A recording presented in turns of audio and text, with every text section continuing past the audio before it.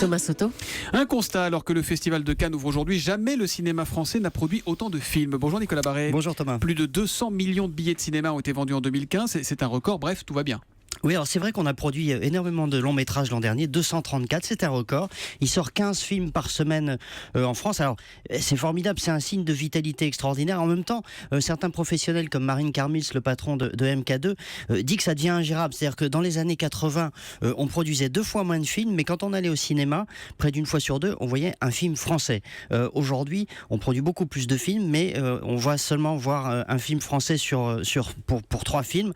Donc la part de marché du cinéma français a tendance à reculer. Voilà. Bon, et l'industrie du cinéma, du coup, elle a du mal à joindre les deux bouts. Comment ça se passe ? Oui, alors c'est très peu connu, mais ce cinéma français qui est riche, qui est diversifié, qui est foisonnant, dont on est fier et à juste titre, en fait, c'est une filière qui est lourdement déficitaire. C'est-à-dire que grosso modo, pour 1 milliard de coûts de production, vous avez en face 600 millions d'euros de recettes et 400 millions de pertes. Donc, vous voyez, ce sont des ordres de grandeur qui montrent qu'on a finalement un problème d'économique pour l'ensemble de cette filière qui représente en Île-de-France, rien qu'en Île-de-France, 19 000 emplois, hein, donc c'est considérable. Et ces pertes, qui doit les absorber alors ? Alors c'est largement vous et moi, hein, c'est le contribuable via des taxes sur les ventes de billets, sur les opérateurs de télécom, il y a aussi des aides fiscales.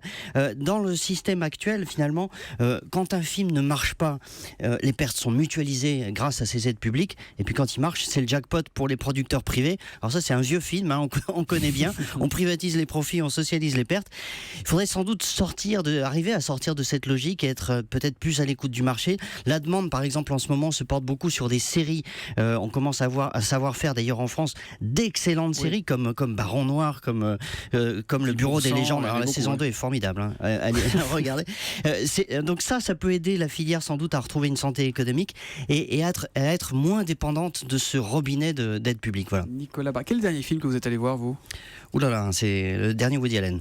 Ah, d'accord, celui d'il y a 20 ans. Voilà. Merci Nicolas Barré, directeur de la rédaction des Échos, qu'on retrouve tous les matins après le journal de 8h sur Europe 1. À demain Nicolas.